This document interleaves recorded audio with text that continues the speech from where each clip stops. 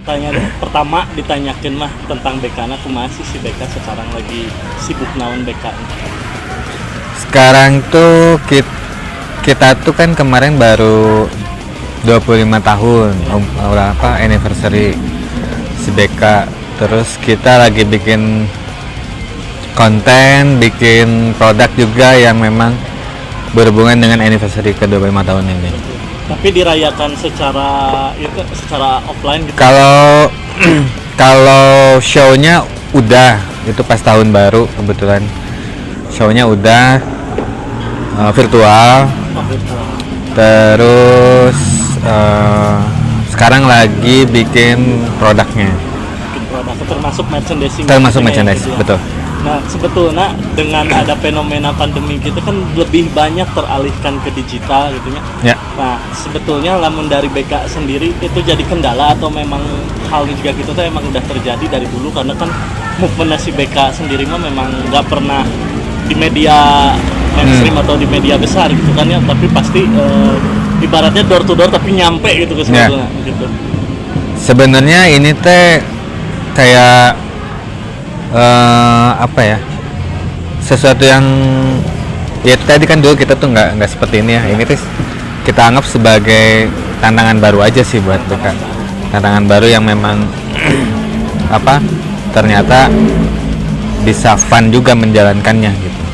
Cuman bisa dikatakan mempersulit atau mempermudah sebetulnya? Sebetulnya sih nggak mempersulit juga sih. Kalau memang kita tahu jalannya mah pasti kita bisa ngejalanin gitu. Dan alhamdulillahnya sampai saat ini kita masih bisa menjalankan di si digital ini. Berarti kalau secara metode mah berarti dengan sebelum digital pun memang movement pergerakan BK untuk promosi dan segala macam itu masih tetap juga kieu gitu. Iya, sebetulnya etos ini tuh dari kita tuh udah dari dulu tuh udah seperti ini, cuman medianya aja yang berbeda gitu. Dulu sebelum era digital juga kita susuratan gitu. Kalau sekarang mah kan email-emailan bentuknya aja. Kalau dulu memang kita kirim tulis tangan, kirim amplop, pakai amplop kirim kemana memang secara fisik gitu. Terus kalau sekarang kan lewat email. Kalau sekarya juga kita bikin demo, kaset, trading, sama kirim hand to hand atau ke luar kota atau ke internasional juga kirim pakai pos. Sebetulnya etos itu udah ada dari dulu. Tapi justru dengan ini, tapi kan BK tiba heulanya internasional, berarti itu tuh zaman surat menyurat ke internasional udah sih. Iya, kita pernah bikin three-way split album sama band Malaysia dan band Prancis juga gitu. Terus apa lagi ya? Ya kalau ngomongin masalah internasional mah memang kita udah menjamah itu dari dulu. Menjamah itu dari dulunya. Terakhir tuh berarti kemana tuh BK ke luar negeri? Kalau tour itu terakhir ke Amerika. Nepal. Oh ya Amerika. Nepal terus Amerika. Nepal terus di metal pun ternyata ada metal ya, musik metal gitu ya. Di Nepal iya. Terus scene-nya tuh bagus, memang bagus. Band Nepalnya pun bagus-bagus memang. Di padahal Nepal jarang terekspos betul. Paling banter juga India yang terekspos kan. Nah, si Nepal pun ternyata memang scene-nya bagus, band-bandnya bagus-bagus. Orang-orangnya ramah-ramah juga. Antusiasmenya juga bagus ya. Lebih ya tipikal Asia lah gitu. Ya, tipikal Asia. Betul, karakternya. Tapi antusiasmenya bagus. Seberapa bulan dari di luar negeri itu proses itu? Kalau Nepal mah sih cuman seminggu ya. Karena deketnya. Dan cuman 3 gigs kalau nggak salah. Yang satu festival, yang duanya di klub gitu. 2 apa 3 lupa. Pokoknya cuma seminggu aja. Itu masih menerima musik metal. Iya. Untuk semua gignya ya di klub. Festivalnya memang open air. Mantap, berarti ternyata di Nepal kayak aya. Seru, kita juga sampai takjub gitu ngelihat komunitasnya teh bagus. Karena kan dia kalau di Asia mah terekspos Jepang, musiknya untuk musiknya ya. Mungkin destinasi musik terbaik untuk saat ini Asia masih tetap Jepang. Betul, gitu. Memang dari dulu sih Jepang mah. cuman kurang terekspos ya. Karena secara talent gue emang luar biasa sih lamun di Jepang. Ya. Tapi kalau Jepang mah baru maunya, belum pernah ya kalau ke Jepang. Nah, tadinya 2020 awal bulan 3 apa kalau nggak salah. Pokoknya pas pandemi itu harusnya Jawa kita tur di Jepang. Tapi keburu pandemi jadi ya. Kebayang ke salah repeat headbang sih biasa.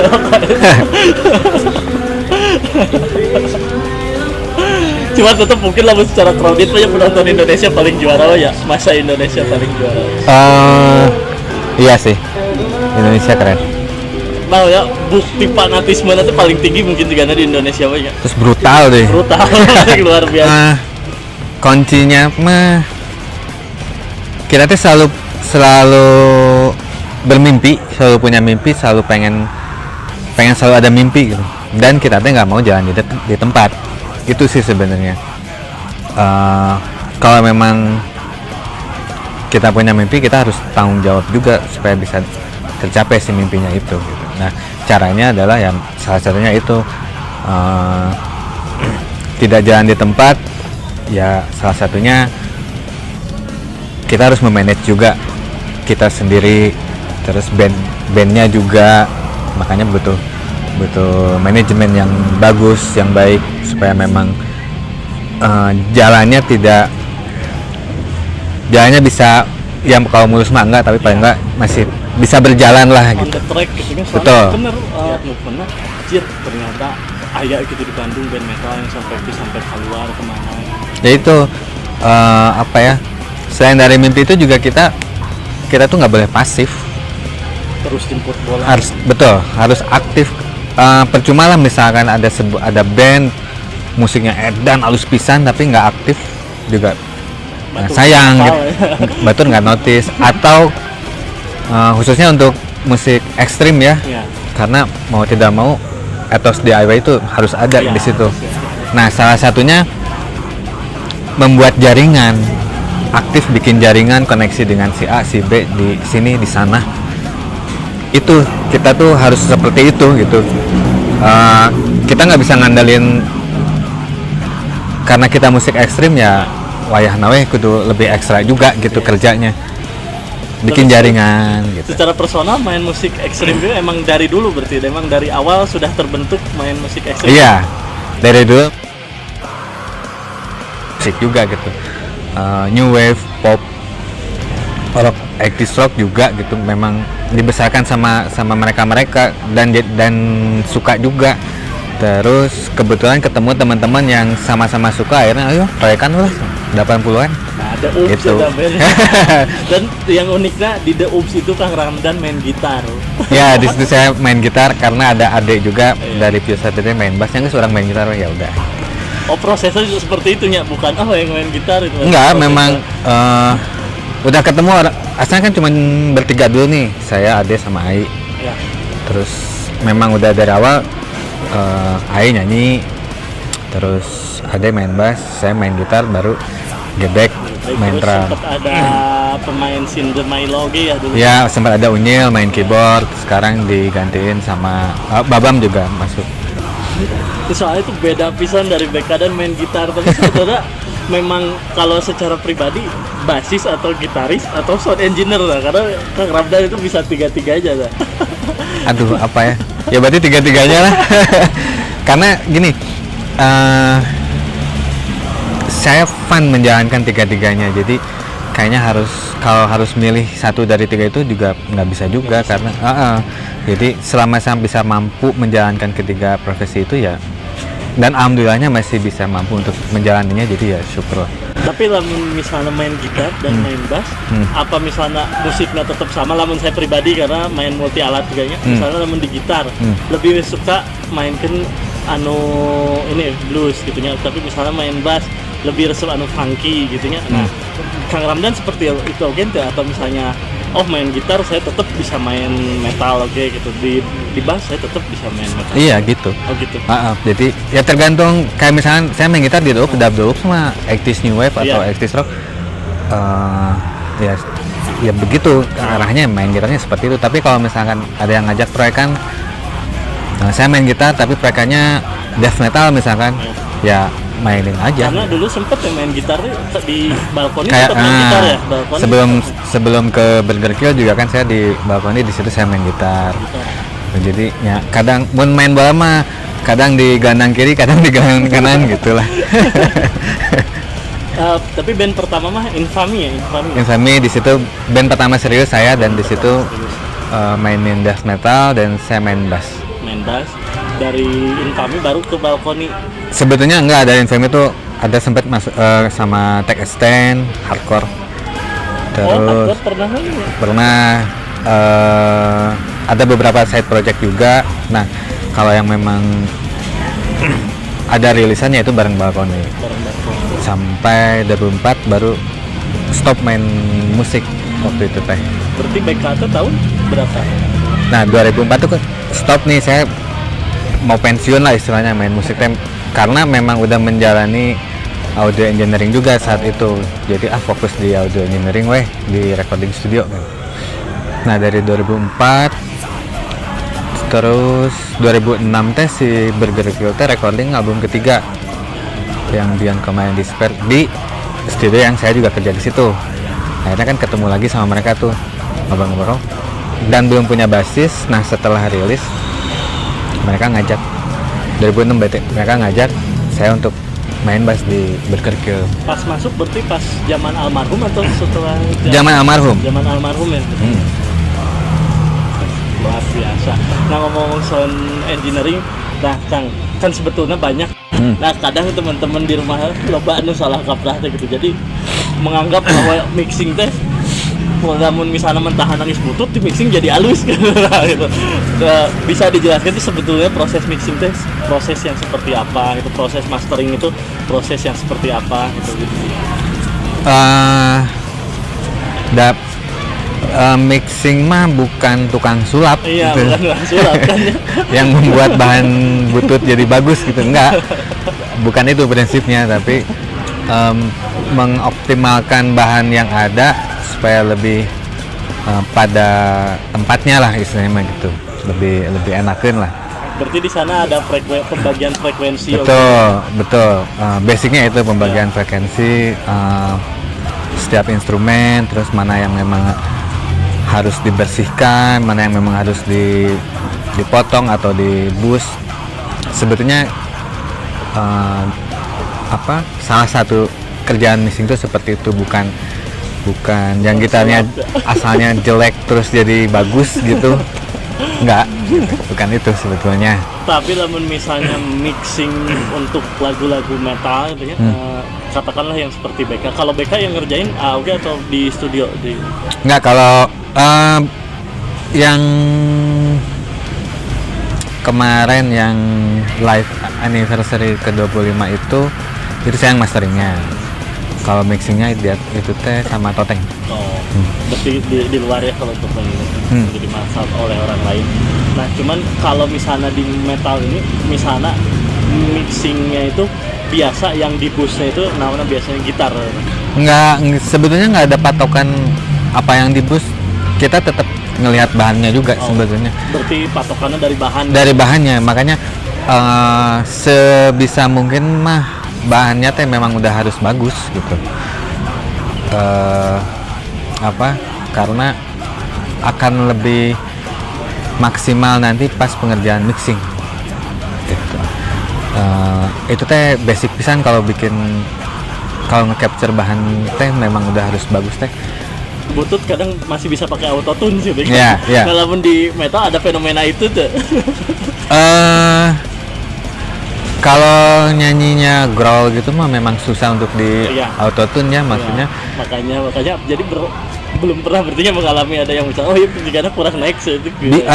Kalau memang masih memungkinkan untuk diedit autotune ataupun melodian apapun itu, ya dibenerin. Tapi kalau misalkan, karena kan memang ada kapasitasnya juga si softwarenya teh, ini teh bisa ke detect ngasih di mana pitchnya gitu.